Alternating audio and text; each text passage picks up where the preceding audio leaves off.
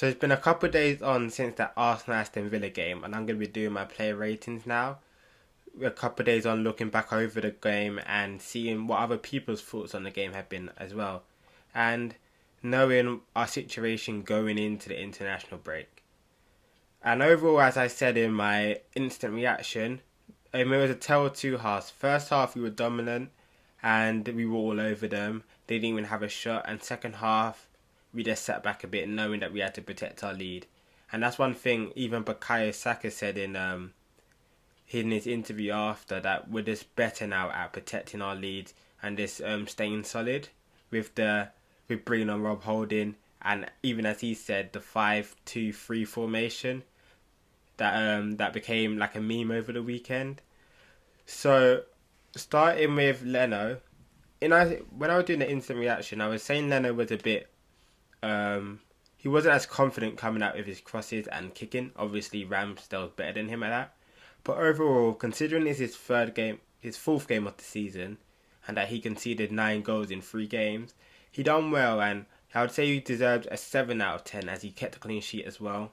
And with Ramsdale going off to international break and Leno staying, maybe it's his chance to get back into the squad, but we'll see. Because I still think Ramsdale is the number one due to his ability to catch crosses and also his distribution. But Leno done well.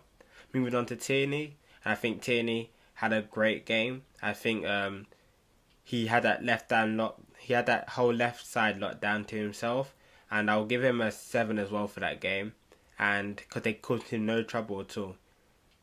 Moving on to Gabriel and Watt, I'll do them together as they were basically the same, and I've given them both an 8 as they were great in the whole game. The passing was great. They really didn't have any shots really. There's only one time they got in behind Gabriel when he missed the header and they took a deflection of Smith Rowe. But for the whole game they were dominant. They cleared all the chances and they were just great. So I'll give them an 8. Moving on to Cedric, and after Cedric's performance against Liverpool, I was a bit worried going into the game, as he didn't play bad against Liverpool, but he started the first half against Liverpool well, and then dropped off a bit in the second half, and as both goals came from that side. But Cedric had a good game. He didn't do anything wrong. He was still bombing on the right hand side. He had a good he basically made the goal with Saka from that free kick. So overall, I give him a 7 like Tierney. And now that Tomiyasu is going to be fit after international break, it will be interesting to see if Arteta just brings back Tomiyasu straight away, or if he keeps Cedric in, because Cedric hasn't really done anything wrong. So that'll be interesting. Moving on to Partey, he was the man of the match in my opinion, so I'll give him a 9. He's just been doing what he's been doing since we've been on this winning run. He's been great as a number 6. His passing's great. The way he brings players out, his step overs, his Cruyff turns, he knows exactly what he's doing to take the player out of the game, and the way he's able to reach his leg around to intercept the ball from the midfielders and the attackers, he's been really great. This is the Atletico Madrid Thomas Partey that we're now seeing. And it was quoted, like, I think after the Leicester game, that it was saying that when Arteta brought Partey, he envisioned him playing as that lone 6, and now we're seeing it more and seeing what he can do by himself instead of being in the pivot with Xhaka. So that was another brilliant performance, and hopefully he can carry it on after the international break and it doesn't take him a while to get back into his stride. Moving on into Xhaka. Xhaka had a good game as well. I think, as I said in the instant reaction, the referee gave him a needless yellow card, and he was saying it was for repetitive fouling when it was his first one. So I just think that's like a legacy thing now. They know his Xhaka, they know his reputation. They'll just book him because of Xhaka, and there won't be too many complaints apart from Arsenal fans, or why the football audience won't really complain about it. So that's just something he has to live with now. But knowing that he was on a yellow card, he didn't do anything to jeopardise getting sent off. He done well in that 8 position as his not familiar to him, but he's doing as well as he can. Even Mikel Arteta said it, that he's doing something that he's not used to, and I think he's doing it to the best of his ability. So I give Xhaka a 7 for that game. Moving on into Ødegaard. Ødegaard, he had a good game as well. He's not been as good as it was before Liverpool, but he's still being consistent. He's still consistently dropping a 7 out of 10 minimum. So I'll give him a 7. His link-up play with, especially with the right-hand side with Saka is really good. His pressing's great. His tracking back's great. And overall, there's another good performance for Ødegaard. Moving on into Saka, I'll give him an 8 as well.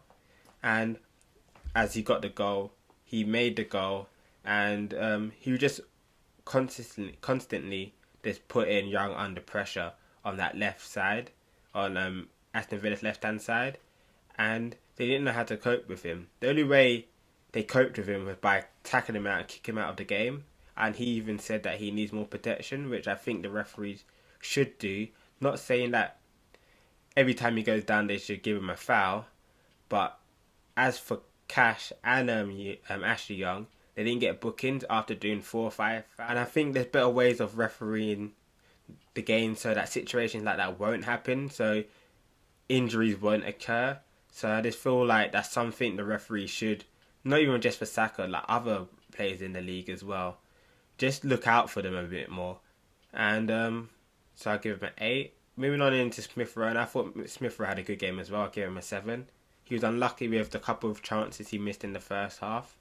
And he offers something different to Martinelli, but equally as effective.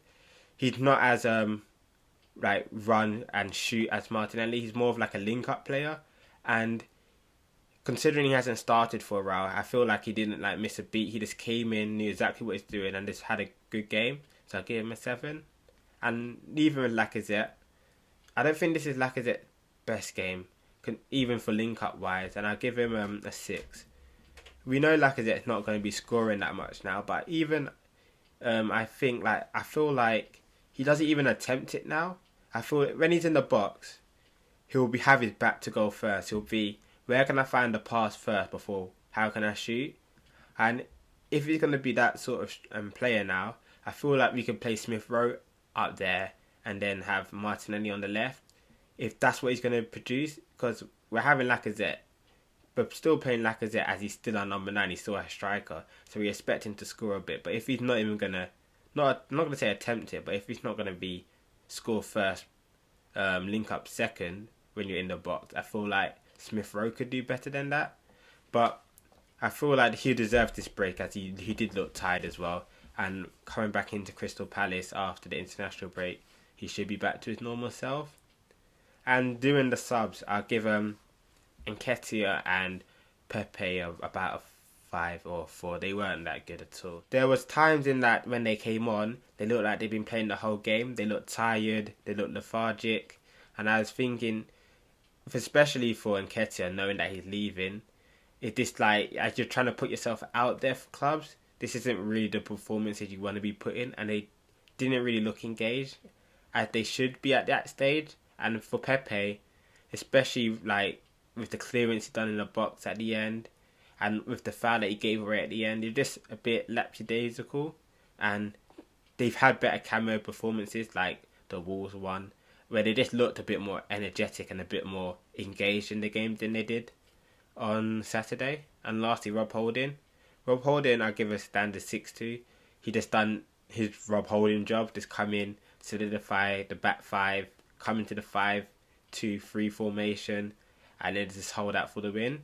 So he done what he was needed of him. And moving on into Arteta, I give him an 8 for the game, as we had a great first half. We dominated. They didn't have a shot on target, and I feel like we could have even scored more for this first half. So Arteta done well there. Second half, I felt like he done well managing the game, but I feel like we dropped off a bit too early, and Arteta could have just upped the tempo a bit more. Well, he tried to with the subs, but it didn't really work out. And also his timing of the substitutions as well, with Saka coming off early, I think that's well to protect him, with Lacazette as well. So overall, I'll give Arteta an 8. And that's it. That's it for the play ratings. So thank you for watching, and goodbye.